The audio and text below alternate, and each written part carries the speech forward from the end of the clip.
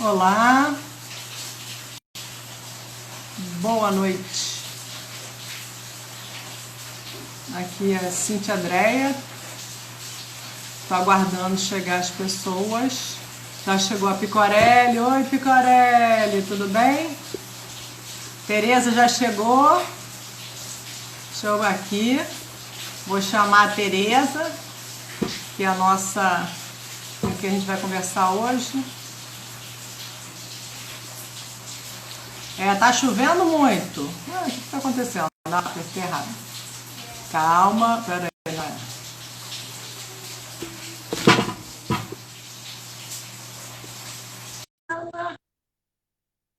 Márcia, tudo bem?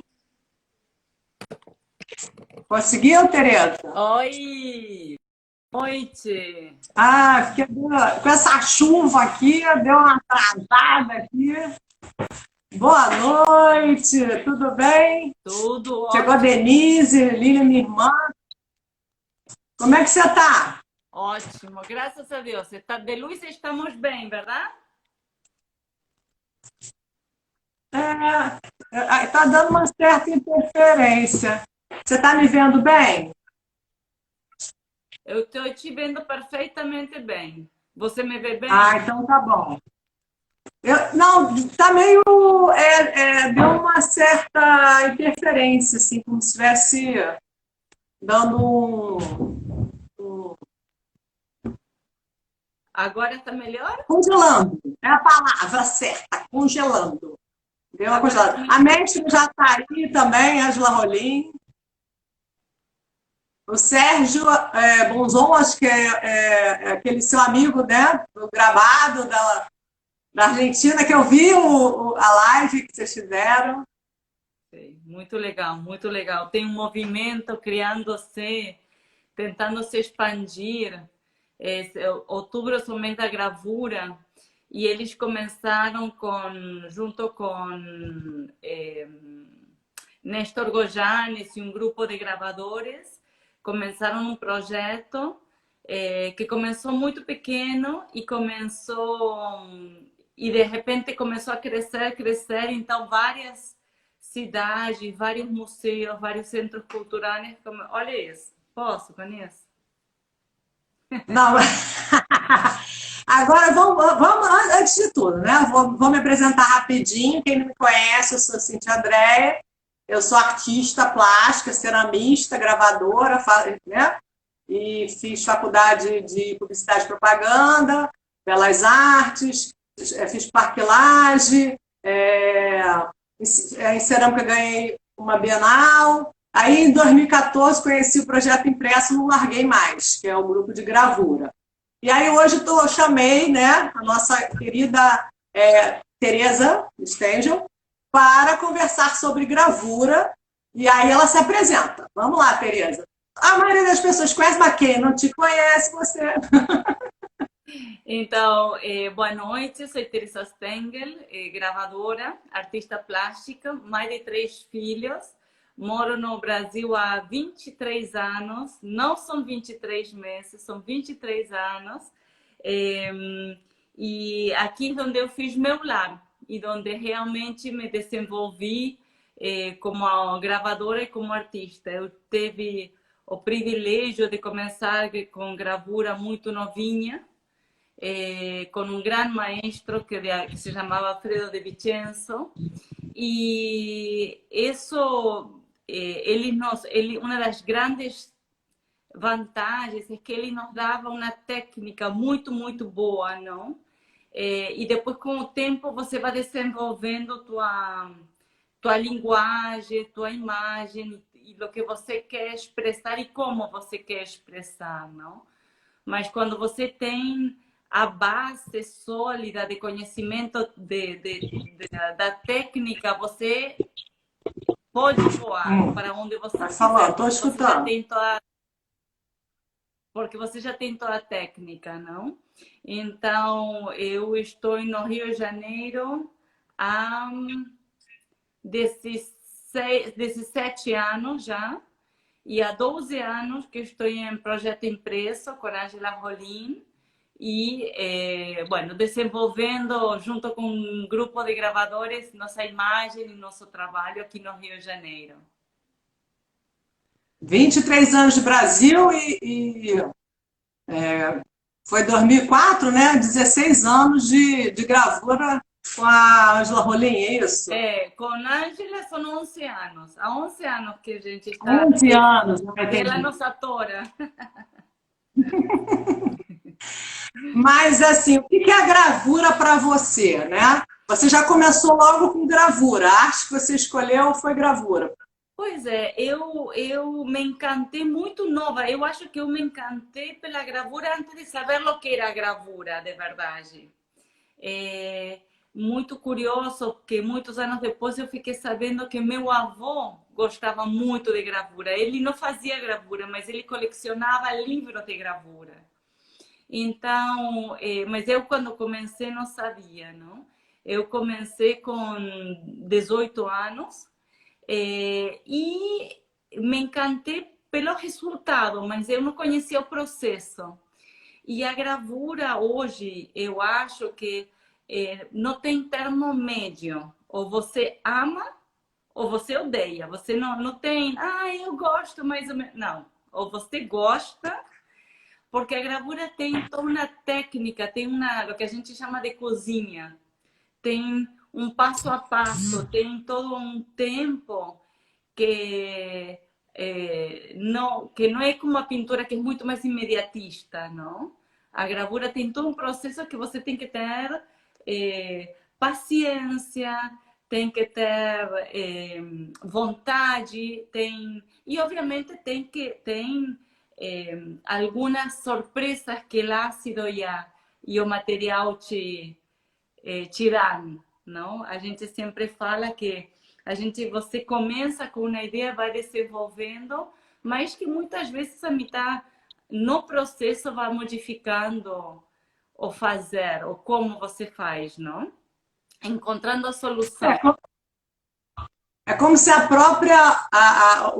próprio trabalho, o projeto, às vezes ele te desvia de um caminho que você às vezes não estava pensando, mas que é uma solução, quer dizer, é o caminhar, é o processo. Então ele te leva para um outro lado que também, eu acho que é maravilhoso, quando o trabalho em si te leva um pouco. Você faz o projeto, mas o trabalho acaba, às vezes, te levando por outros caminhos. Eu acho super interessante isso também. Seu trabalho é maravilhoso. Fala mais aí. Então, uma das coisas que, para mim, o trabalho, eu acredito muito, como a gravura é lenta, é devagar, tem seu próprio tempo, eu terminei acreditando muito no fazer. Porque você pode ter um monte de ideias brilhantes, mas se você não está na ação, se você não está fazendo, nunca rola como a gente acha que vai rolar. Então, o fazer, o estar, e eu te diria que onde eu mais aprendo são em esses acasos que ou o ácido, ou a chapa, ou que acontecem estando no ateliê, não? Eu acho que estar no ateliê é como fazer ginástica, fazer um exercício, uma yoga. À medida que você vai praticando, que você realmente vai conseguindo chegar até o objetivo, não? Não é, a gravura não é algo que você pode fazer uma vez, não. É uma coisa aí que a gente tem que estar firme e forte, não? Eu até, assim, né, eu conheci a Ângela, o ateliê, né, e assim, eu já tinha conhecido na faculdade, mas aí eu não tinha me interessado, achei que não, mas eu acho, meio que me seduziu, foi isso, do fazer, você pega uma matriz, aí você trabalha na matriz, né, e dela é que você depois estampa, né, então acho, estampa não, desculpa, imprime, estampa não, imprime, falei errado. Mas é bem legal. E mas o seu trabalho vai além da gravura, né? Você tem uma técnica Você tem é uma técnica boa e da técnica você já partiu para outras, vamos dizer assim, outras formas de expressão, né? A gravura naquela coisa. Fala aí um pouquinho dessa seu caminhar assim na gravura. Então, para mim, eu sempre faço um paralelo entre a gravura e a vida. Nós somos como uma chapa de cobre, uma matriz de cobre que a vida vai marcando, com arrugas, com a linha de expressão, enfim, com tudo. E a gente termina sendo resultado de nossas vivências também. Então, com gravura, eu acho também um pouco isso. A gente parte. Eu até trouxe algumas matrizes para que as pessoas que não conhecem muito de Ah, gravura, que bom!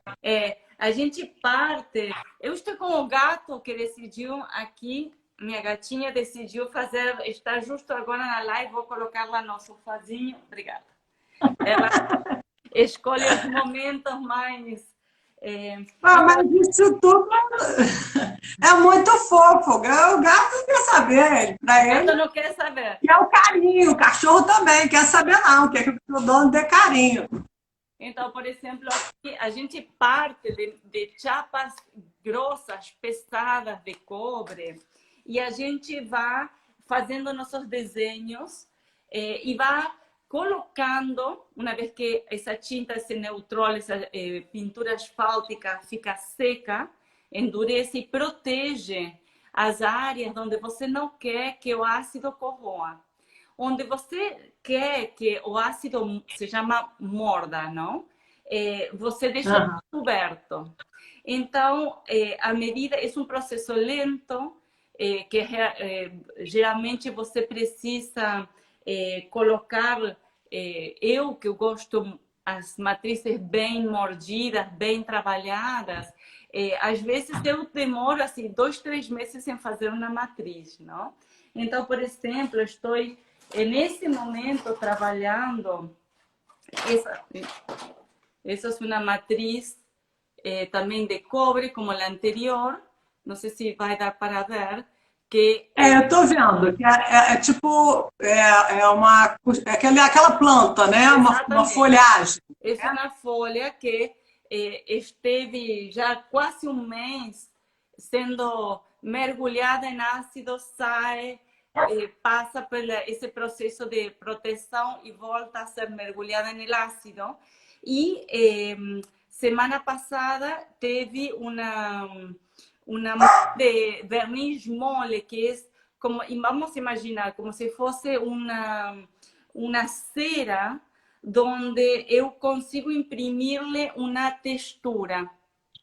Então, depois, com um buril, ou com uma ponta seca, que é uma pontinha, e um buril é como uma guiva, que se usa para madeira, um buril se usa no metal, eu vou trabalhando para conseguir a textura. A textura vai ser difícil de ver através do celular, Mas eu tive uma noção. Você vê, minha cachorra também está aqui participando, ela está latindo aqui. é isso. Então, depende qual é a sua intenção, o que é o que você quer explicar ou dizer em tua matriz, como você vai proceder, não? Aqui temos outra, eu trabalho com muito texto, comecei também com uma chapa de cobre inteira, e essa sim, demorou quase 6 meses de ácido, não? E vocês veem que de tanto termina sendo furada. E as matrizes terminam parecendo rendas. Há umas matrizes que eu fiz para uma exposição que terminei expondo as próprias matrizes, porque vocês viram que, olhem como ele está super delicado. É linda. Mas começou sendo uma chapa de cobre grossa e pesada, e através de tanto trabalho você vai conseguindo o que é o que você quer dizer, ou qual é o que você consegue que é o que você quer falar através do teu trabalho, não? Eu tenho matrizes em sânscrito, tenho as 3 línguas que eu falo e outras línguas que não falo, mas que também vou e copio. Então, eu utilizo textos, podem ser orações, pode ser coisas que me inspiram, coisas que me motivam para alguma coisa. Então, eu uso esse texto, respondo às vezes, mas, sobretudo, los transformo em matriz. E a partir disso, começa meu trabalho, não? A matriz é o primeiro passo para meus trabalhos, não? Por exemplo, esse trabalho que vocês veem atrás, pode falar. Então, esse trabalho que acontece quando uma vez que você tem muitos anos de gravura, não todo mundo, porque tem gente na Argentina, a técnica de gravura é muito cuidada, com muito selo, muito respeitada, é muito selada, se fala aqui, não? E uma das coisas que me aconteceu é que eu vim de um lugar maravilhoso, com um professor maravilhoso que me ensinou a técnica, mas quando voltei à gravura de cheio, há 11 anos atrás, eu já não era a mesma pessoa que começou a estudar com 18 anos, e eu tinha uma necessidade de expandir, de fazer outra coisa, além da... Não queria mais fazer a multiplicidade de trabalhos, não tinha esse interesse. Então, eu comecei a imprimir essas mesmas matrizes que mostrei em diferentes tons, em diferentes papéis, e quando eu tinha assim uma grande variedade de tons e de papéis, eu comecei a rasgar. Comecei a rasgar os papéis e comecei a primeiro entrelaçá-los, depois fiz alguns objetos e depois comecei a tecer com fios tanto de algodão como de cobre, com fios de cobre, com arame de cobre, não? E eu sempre falo que, para mim,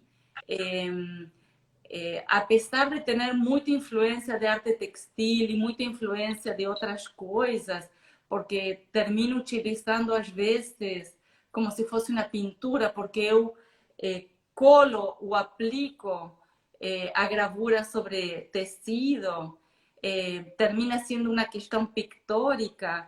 Para mim, é uma questão de orgulho falar que eu sou gráfica, eu sou da gravura. Meu material é tinta, papel e cobre. O resto é o resto. Eu posso voar para onde eu vou, porque eu sei muito bem quem sou. Em que sentido quem sou? Eu tenho muito claro qual é minha raiz artística. Então, quando você... Para mim, tem gente que continua com sua técnica depurada, maravilhosa, e é, assim, de babar o resultado. Mas, para mim, saber de onde eu venho e poder voar e poder sair é o que a mim me faz vibrar, o que me dá, assim, tesão pela gravura. Porque isso é só quando a gente conhece bem a técnica, aí a gente pode voar e mostrar que não só a gravura, né? Outras artes também, mas vamos falar da gravura. A gravura não é, como você falou, não precisa ser só o papel impresso. Você pode, do papel, construir um quadro, uma escultura, tipo um panô, né? Cobrir uma parede inteira, que foi aquela exposição linda do Correio, quem pôde assistir em Niterói, né? Você fez do Guimarães Rosa, os mares, né? Era um trabalho enorme, que cobria da parede ao chão. Então, você estar confiante no seu trabalho e dele você abrir asas, né? E é bom porque mostra que, como falei, a gravura não é só aquilo, né? Mas eu queria falar também sobre o mês da gravura, né? Que acabou em outubro, que começou lá, eu não sei quando começou, mas foi na Argentina. Assisti uma live sua com o Sérgio Monzon, né? Desculpa se eu não estou falando o nome certo, e outros artistas argentinos, né? Um até mora na França, achei hiper interessante. Como é que começou esse movimento da gravura? Como é que é a gravura na Argentina? E qual a diferença que você sente no Brasil? E esse movimento do mês gravura, a tendência é ocupar toda a América Latina, uma expansão? Então, a gente, eh, nós tivemos um grande maestro, mestre de gravura que se chamava Alfredo de Vicenzo. E, obviamente, cada um seguiu sua vida, estou te falando quase 25 anos, mais ou menos, não? Cada um seguiu sua vida, eu vim para o Brasil, enfim. E há uns 12 anos, a gente se reencontrou através de Facebook. Me encontrei com Néstor Gojanes, com Silvia Roca, enfim, com Cho, com todos meus amigos de ateliê. E cada vez que viajava, que não era muito seguido, mas uma vez por ano a gente se encontrava. E foi ao mesmo tempo em que eu comecei realmente a voltar à gravura, depois de muitos anos de mudar-se de uma cidade a outra, enfim, ter filhos e a vida que acontece, não? Então, uma vez que a gente se encontrou, nunca mais a gente se separou, sempre nos mantemos em contato, não? E Néstor Gojanes, a gente sempre brinca que somos irmãos de tinta, porque, porque somos filhos do mesmo mestre e estamos dispersos pelo mundo, não? E ele começou fazendo ele fala um pequeno barulho que começou a criar ondas a criar ondas e terminou sendo o mês da gravura. Esse ano ia ser uma exposição onde ele juntava um monte de gravadores, mas, bueno, com essa pandemia, a gente teve que ressignificar muita coisa. E surgiu a possibilidade de fazer uma série de conversas e de palestras e juntarmos e conversar sobre todos os que estávamos ainda fazendo gravura, chamando a gente de fora e unindo um monte de cidades. Por exemplo, está Sérgio Bonson, de Pergamino, está o grupo de gravadores de Mercedes, da província de Buenos Aires. Enfim, nossa intenção é que ano que vem, Brasil, e através de todo o grupo de gravadores aqui de Rio de Janeiro, tentemos participar e unir-nos mais a esse movimento, porque Brasil foi Rio de Janeiro, vou falar de Rio de Janeiro, não? Foi um lugar, uma cidade de muita gravura, uns 30 anos atrás. Ângela, nossa mestre, sempre fala dos ateliês do MAM e de grandes artistas formados, e como a gravura no Rio de Janeiro era assim forte e pujante, não? E, bueno, e lamentavelmente, não se sabe se bem qual é o motivo, mas é como que os gravadores estamos cada um intocado, trabalhando em pequenos polos. Mas não é como a Argentina, que a Argentina tem muitos centros e tem muitos ateliês que mantêm a tradição da gravura, assim, com trabalhos consistentes e grupos grandes de gente trabalhando, não? A gravura até tem uma tem na UFRJ, né? Mas eu fiz escultura. E aí eu também fui fazendo outras coisas, aí eu não peguei nenhuma, assim, uma extensão.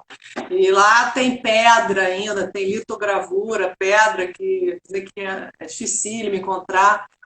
A gente, pelo menos, que não é igual a cerâmica, a gente tem pelo menos uma cadeira, uma faculdade. Mas realmente não é assim, você não vê uma valorização. Como você falou, há um esvaziamento, houve um esvaziamento da importância dessa arte, né? Hum. Mas ainda tem pelo menos uma faculdade, né? Agora, esse movimento que vocês estão fazendo é bem interessante, porque se na Argentina tem todo esse potencial e eles acreditam, tem todo esse movimento, né? E aí, quem sabe, dá uma sacudidela aqui no Rio de Janeiro, a gente se une e faz um trabalho. Esse grupo já ajuda, você não acha? O Projeto Impresso já dá já une um pouquinho da gente e a gente vai. Não, um dos pilares da gravura no Rio de Janeiro, não? É uma referência. A Ângela, com seu trabalho, é uma referência, não? Mas não é só a Argentina. O que acontece? O Brasil é o único país que não fala espanhol. Então, tem artistas brasileiros que participam, mas não a quantidade de artistas que tem em Peru, em Bolívia, em México, enfim, os outros países de fala hispana que estamos. Opa, a Angela está falando que estamos formando um mês aqui também. Exatamente, estamos formando um mês aqui também da gravura. Já está começando. 12 meses para nosso mês da gravura, não? Para celebrar, para comemorar todo esse movimento e unir-nos realmente ao resto da Latinoamérica, não? Que talvez tenha uma tradição, alguns países muito mais em estilo, outros em metal, enfim, cada país tem suas características, não? Assim, eu realmente eu não conhecia o trabalho, né? A Ângela está falando aqui que vai tá formando um mês aqui também. Exatamente. Seria legal, mas se cada país da América Latina, né, se juntassem, né, e cada um fizesse e houvesse uma mescla, né? Porque na Europa, talvez, acho que pelo tamanho, né, que o nosso continente é enorme, né? O Brasil também é grande. Mas na Europa acho que há uma troca maior. Eu acho que a facilidade de, de ser um continente pequeno, né? E os países não são grandes. Acho que isso também seria interessante, você não acha?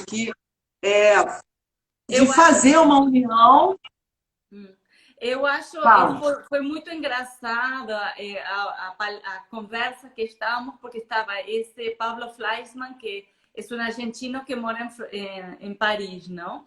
E ele contou, ele tem uma técnica absolutamente maravilhosa, não? Super depurada, muito, e ele é muito cuidadoso e muito zeloso da técnica, não? É uma Eu achei o ateliê orgulho. dele lindíssimo, não vi uma sujeira. Eu falei, gente, que ateliê maravilhoso! Pois é.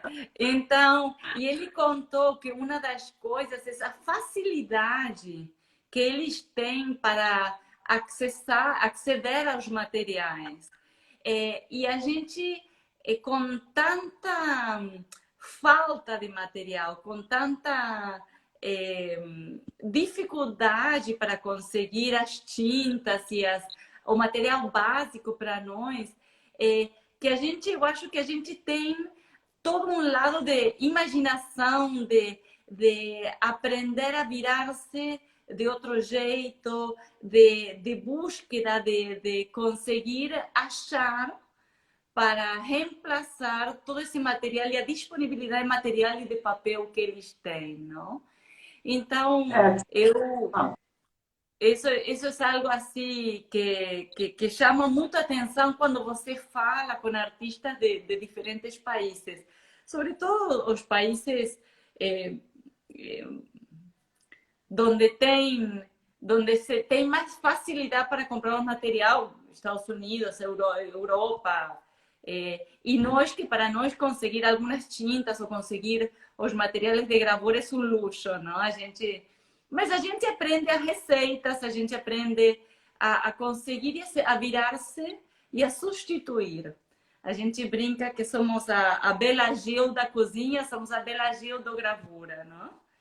Assim que tá...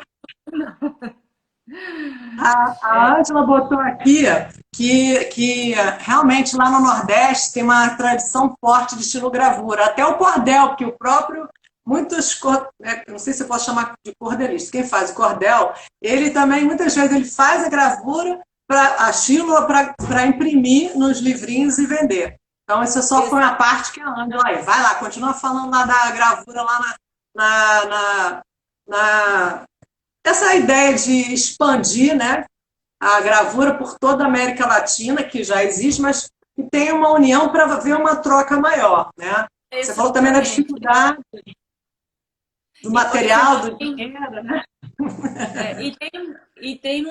Nesse momento, tem uma exposição, eu acho que são 14, eu não me lembro, são 14 países que vão expor, e fizeram uma exposição coletiva em 8 lugares. Então, cada artista imprimiu 8 cópias de seu trabalho e mandaram aos centros culturais ou aos museus. Então, assim que a pandemia terminar, cada um vai poder expor os trabalhos de 14 países. Então, qual seria a ideia? Fazer um movimento onde a gente possa ser incluído e mandar nossos trabalhos e que os trabalhos dos outros artistas cheguem para aqui, não? Então, eu acho que isso é um projeto muito interessante para 2021 e que vai ser um projeto híbrido, porque vamos a continuar com essas exposições, mas ainda vamos a usufruir de tudo o que a gente aprendeu esse ano, que foi comunicarmos e fazer as lives, contar qual é o processo criativo de cada um e que cada um consiga mostrar um pouquinho do seu trabalho, não? Para os outros artistas. Eu acho que a pandemia pode dizer o que ela trouxe de bom foi a maneira que o artista encontrou de expor através da mídia social e expor no sentido assim, mostrar o trabalho e com isso incentivar, né? E você inspirar, porque eu acho que quando você vê o trabalho das outras pessoas, eu falo por mim, me inspira, não é que eu vou fazer igual, mas me inspira a criar, é como se fosse uma alimentação da alma e do espírito, né? Então, eu acho que a pandemia trouxe de bom, assim, atrapalhou, né, as exposições presenciais, mas surgiu esses debates, essas conversas, e essa maneira até de você falar do seu trabalho e ter um veículo onde falar, né? Eu acho que falta um pouco, não sei na Argentina, aqui no Rio de Janeiro acho que falta um pouco um espaço para o artista em si, qualquer tipo de arte. E principalmente algumas artes que são consideradas não são tão bem cotadas, né? Então, eu creio que... Você não acha que tem sempre um lado positivo? Eu sou suspeita porque eu acho o papel, todo tipo de papel, eu acho assim uma coisa maravilhosa. Eu acho que o papel e os trabalhos em papel são assim maravilhosos, não? Mas eu entendo que tem uma questão pelo clima Rio de Janeiro, que você tem que ter certos cuidados, etc, etc. Agora, eu descobri há uns 5 anos o papel japonês. Uns 5, 7 anos, comecei a estudar mais sobre diferentes tipos de papéis. E eu fiquei encantada. O papel alemão, Hahnemühle, é absolutamente maravilhoso. Fabriano, são papéis... Para mim, cortou um pouco. O papel alemão aí, conectando. Espera aí. eu... Acho que é a chuva está atrapalhando. Eu não, deu Então, uma cortada. Fala. então, eu acho que os papéis, por exemplo, eu sou super fã de papel alemão, de papel italiano, eu adoro todo tipo de papel. Só que eu descobri outros papéis, entre eles o papel japonês e o papel chinês. E Ah, sim. são uma coisa assim maravilhosa. Eu consigo fazer. Eu comecei a fazer um trabalho que foi o de Guimarães Rosa. É um papel muito mais mole, mais bem resistente. Então, eu consegui fazer monotipias. Eu tenho mesas de vidro grandes que eu pinto, apoio o papel, esfrego. Então, quando você levanta, você tem toda a impressão no papel. Isso para os que não sabem o que é a monotipia. É o que seria o mais pertinho entre a gravura e a pintura. Então, você consegue tingir os papéis, consegue fazer coisas que com outros papéis você talvez não consiga. São papéis delicados, mas muito resistentes. Então, eu consegui, depois passá-los pela prensa, imprimir com os textos de Guimarães Rosas e consegui, eu trouxe alguns exemplos, só para que vocês... Ah, que bom. Porque quando me perguntam, por exemplo, se vocês veem nesse trabalho, não sei se dá para ver, são todas camadinhas de papel que foi trabalhado e impresso. Então, e depois se rasga e colado sobre tecido. Então, isso talvez com um papel mais duro, como é Honey Miller, eu talvez não teria conseguido esse tipo de plasticidade, não? Eu tenho alguns poucos papéis feitos à mão, não feitos por mim, mas são esse tipo de textura e de tingido é o que você consegue dependendo do tipo de papel, não? Então, cada trabalho vai necessitar, vai precisar de um tipo de papel, de um tipo de técnica, enfim. Esse papel, esse é um pedaço de uma obra que eu queria te mostrar, que você vê que é gravura tecida. Você lembra que a gente falou Do tear. do tear? O que acontece? Eu tenho uma influência importante de arte textil que me foi ensinado desde muito pequena por minha mãe. E para mim, quando você um papel você consegue rasgar, não? Mas quando você vai tecendo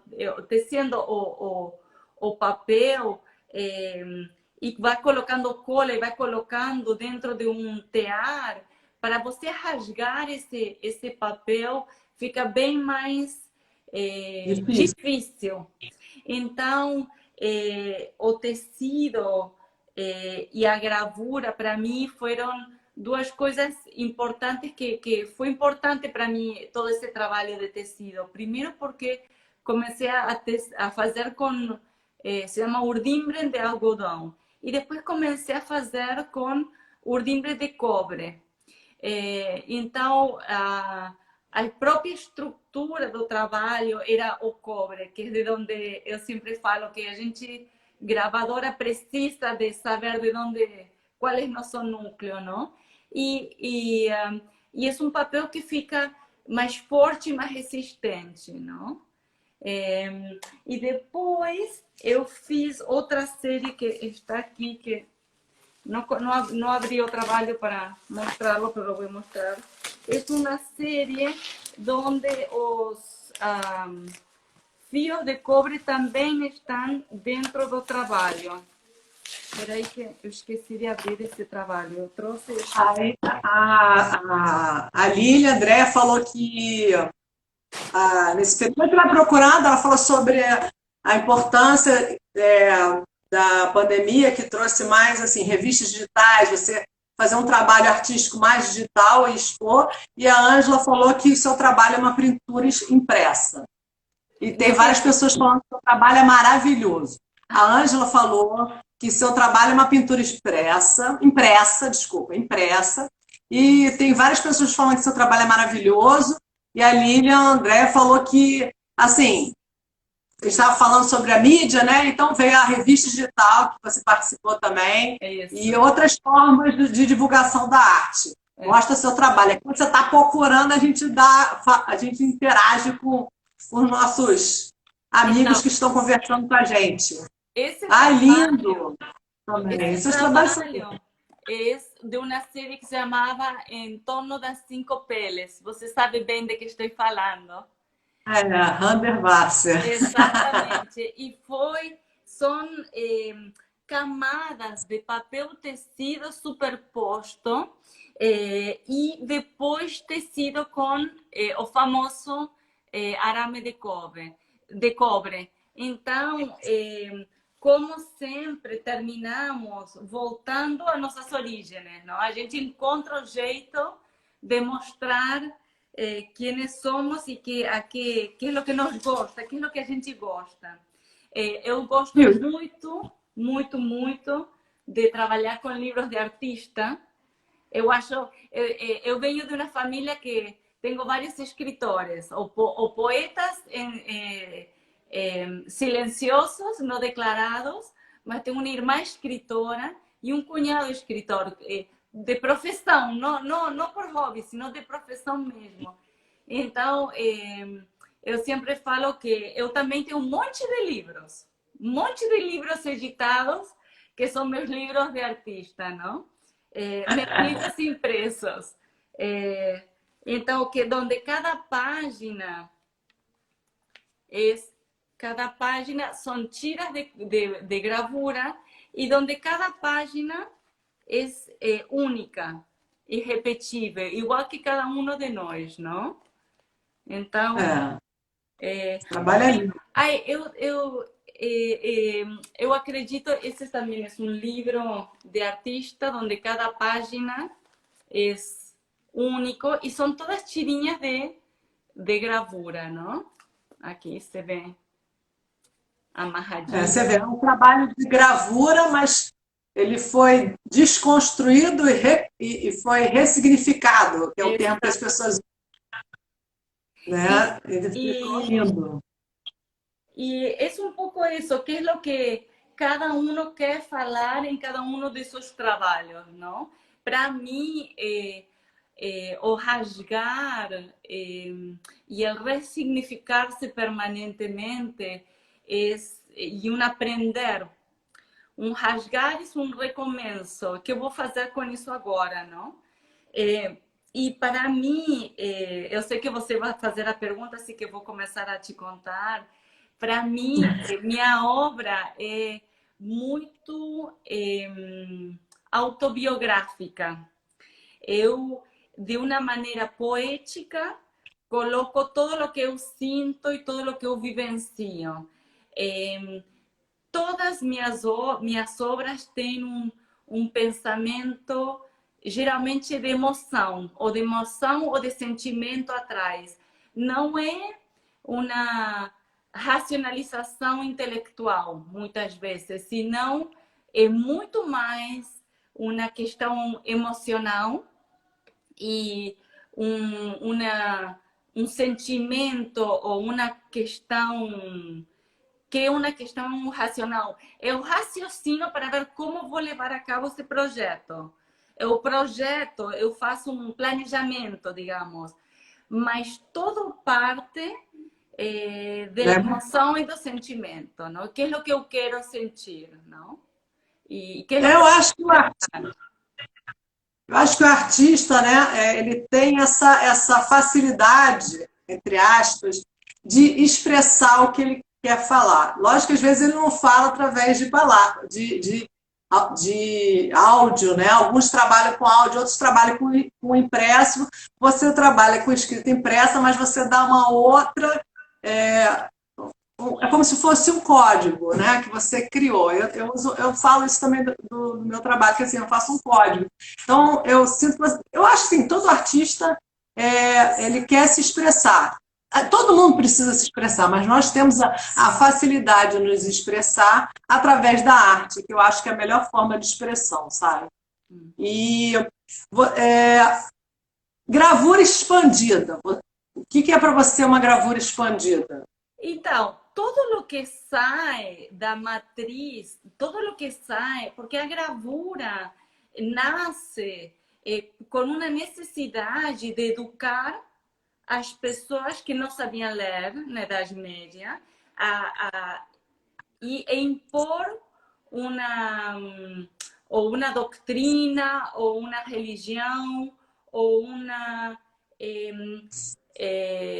com os livros e com os desenhos para esses livros, não? Mas à medida que passa o tempo,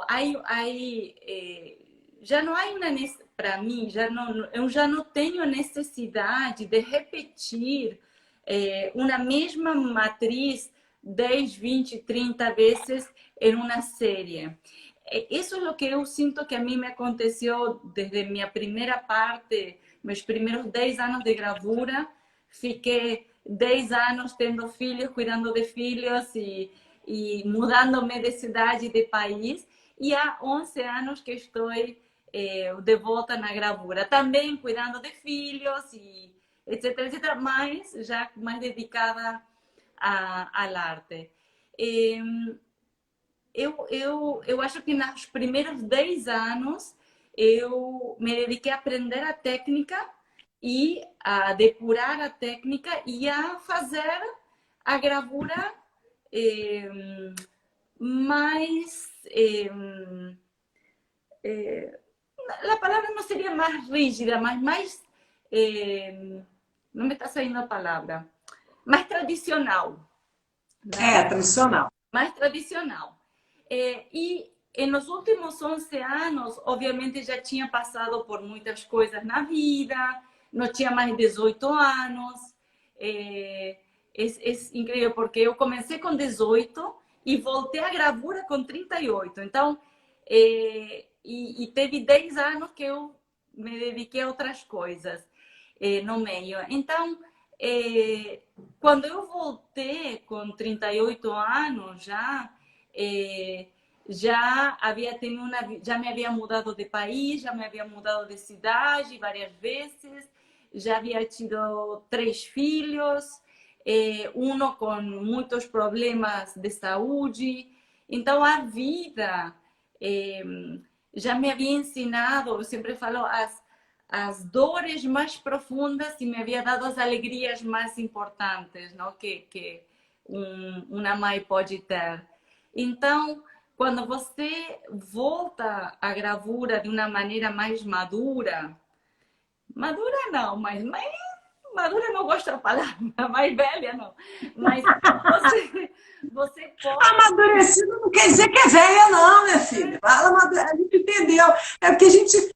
quando você entra na faculdade, às vezes é muito nova. Aí você amadurece um pouco, mas tu não é velho, tu é broto. Broto é velho pra caramba. Tu é novinha. Vou tirar o broto. Mais experiente. Mais experiente. Tendo mais claro o que é o que eu quero com respeito a qué es lo que eu quero falar, qué es lo que eu quero transmitir, não? O que é o que me interessa. Então, por exemplo, esse trabalho tecido que está aqui atrás, que eu mostrei para vocês, para mim, faz um paralelo, eu sempre faço um paralelo entre o trabalho social que eu tenho, que são com mães com filhos especiais. Fala então da ONG. Então, que você chama criou, né?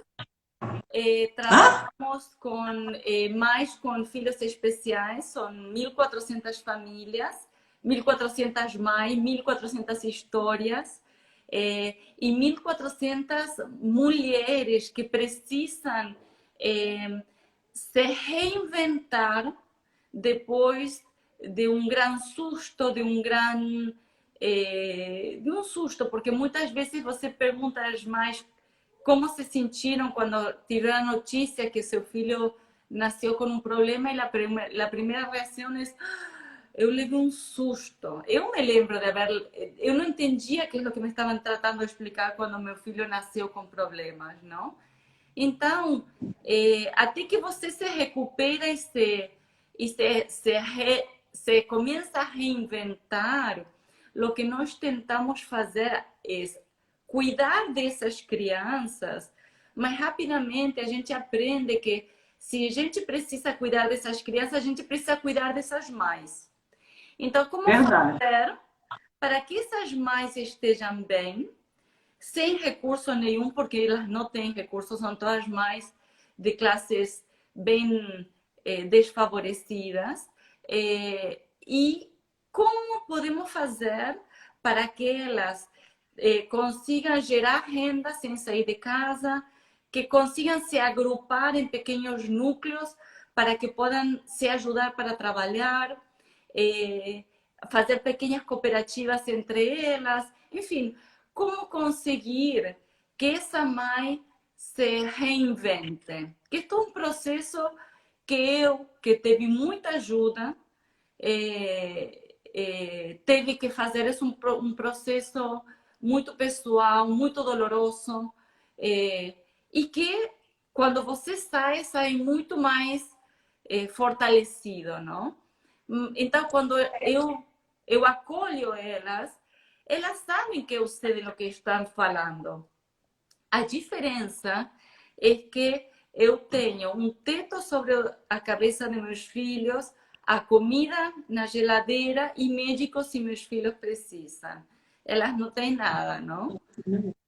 Ó, faltam 5 minutos aí, mas continua, só para a gente não acabar assim, tum. Mas é um trabalho bonito, e eu queria falar que eu tenho uma experiência, porque eu tive um pai que eu cuido, o cuidador, no caso a mãe, sofre, porque acaba às vezes ficando sem tempo. Então, assim, esse trabalho que você faz é muito bonito, porque além de você não cuida, não adianta cuidar da criança se você não der uma assistência a quem cuida, a mãe. A mãe tem que estar bem, tem que estar com amor próprio, tem que ter um tempo para ela, que eu sei que você faz isso na sua ONG, eu já acompanho, e é um trabalho bonito, que une, né? O filho, que realmente precisa ser cuidado, mas a mãe também precisa desse carinho, não é verdade? Exatamente. Então, para mim, para terminar essa ideia, o tecer a gravura é o que eu sempre falo para nossas mães, é realmente fazer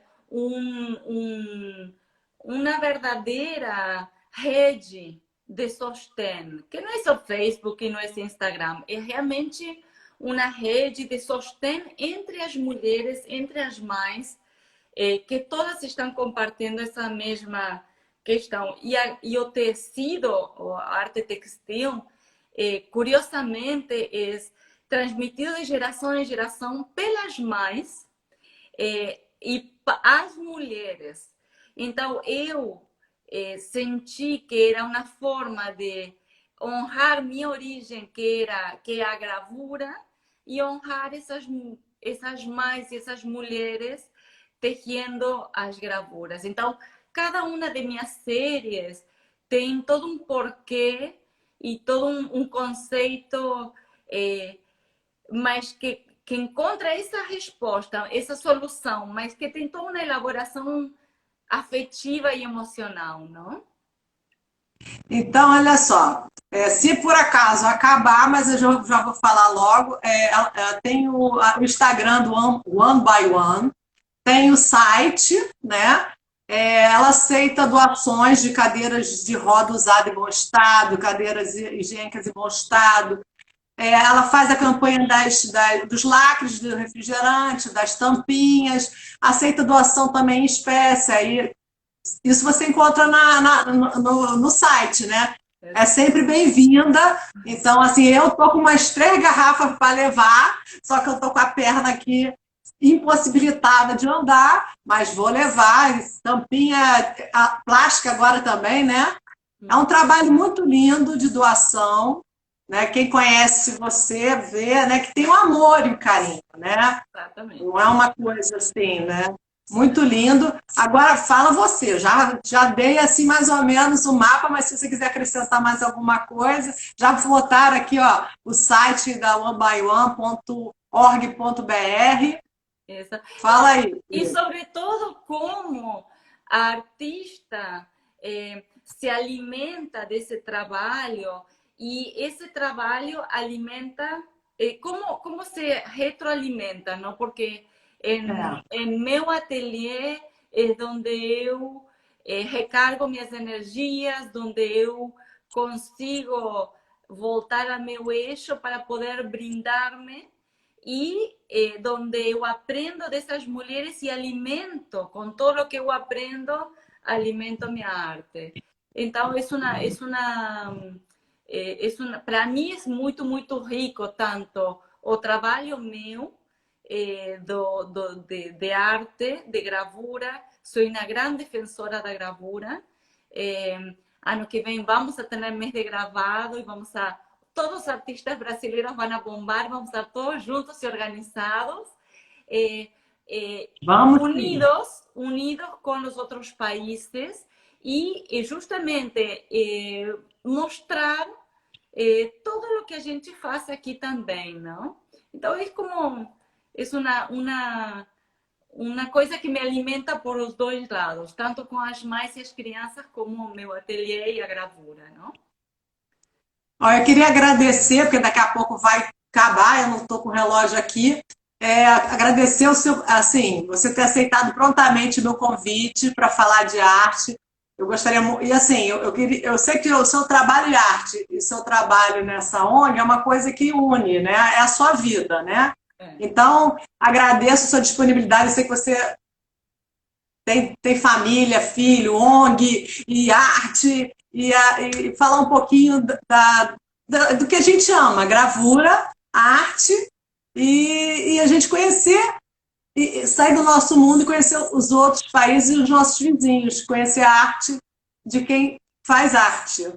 Agora, se você quiser se despedir também da galera que vem, que está todo mundo elogiando muito seus trabalhos.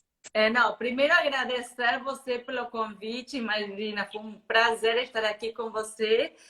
Agradecer a nossa mestre Ângela, que está sempre com esse, torcendo por a gente, todos nossos amigos que estão aqui presentes, muito amorosos, da Argentina, do Brasil, enfim, de onde seja que se tomaram o tempo para estar com a gente. Então, muito obrigada. E obrigado porque é uma forma de conhecer a história de cada artista. Isso é algo muito importante, não? Para nós.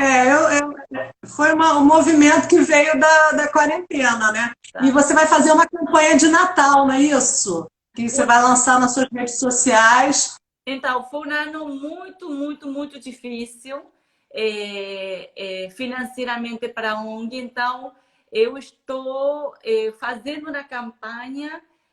Eu, como artista plástico, não como fundadora da ONG, vendendo nos trabalhos pequenos e que as primeiras 10 obras vão ser 100% revertidas para a compra de cadeira de rodas e a partir da cadeira do trabalho número 11, que seria a segunda cadeira, 50% passa para a ONG para comprar uma segunda, terceira, quarta, quinta cadeira de roda para as crianças que estão na lista de espera.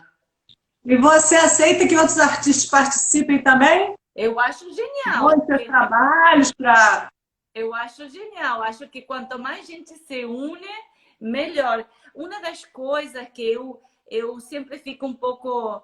é porque ao artista sempre se lhe pede. É muito difícil que se pague o trabalho do artista. É só um trabalho, só não sei o quê. Então, eu respeito, gosto de respeitar muito isso. Então, ao artista não se lhe tem que pedir um trabalho para a parede que está vazia. Ao artista também tem que pagar IPTU, também tem que pagar a Light. Enfim. Então... Não, mas aí ele pode fazer isso, 50% para ele, para pagar, né? e 50% para a ONG. Aí, ó, tá lançado aí um desafio para todos os artistas que estão participando. Vamos lá, e aí entre em contato pelo direct da Maria Tereza. Eu vou tentar, porque eu não tenho nada enquadrado, meu tudo é papel, né? Vou ver o que eu posso fazer para isso a gente participar. organiza. Eu organizo essa parte, fica tranquila, tá? Ah, então tá, depois a gente conversa fora no privado. E mais uma vez eu agradeço a todos, a Ângela, a Picorelli, a Lilian, a Denise, a Jo, a Marina. Se eu esquecer de alguém, vocês desculpem, não dá para lembrar de todo mundo. A Samanta, que é de São Paulo, e o pessoal da Argentina. Eu só falei de um, porque é isso que eu vi, né? Eu decorei o nome dele. Olha, foi ótimo. Pena que o tempo está pouco, né? Eu adoraria que falar mais. Que é uma delícia falar de arte, falar com você, que seu trabalho é lindíssimo. Se fosse vocês, eu olharia o site dela. Eu já olhei. Então, o Instagram está mais cheio de coisinhas. O Instagram. Então, o Instagram também. Vamos lá olhar. Essa live vai ficar no IGTV. Quem perdeu, e depois, até 2 dias, eu boto no YouTube. Aí, quiser mais informação do trabalho da Tereza, gente, tem as redes sociais dela que eu vou colocar também, tá bom? No IGTV eu vou colocar todas as redes e botar da One by One. Posso botar? Pode, já colocamos aqui. Tá, então, vou botar. Por tudo. Tá? Ó, um beijo para todo mundo que participou, obrigada. E muito sucesso. Espero que essa campanha de Natal seja, assim, um sucesso. Por favor, curtam e acompanhem tanto a Tereza quanto a ONG One by One. Obrigada, gente. Boa noite. Beijo. Tchau. Beijo no Nico. E nós outros também. Tchau. Tchau.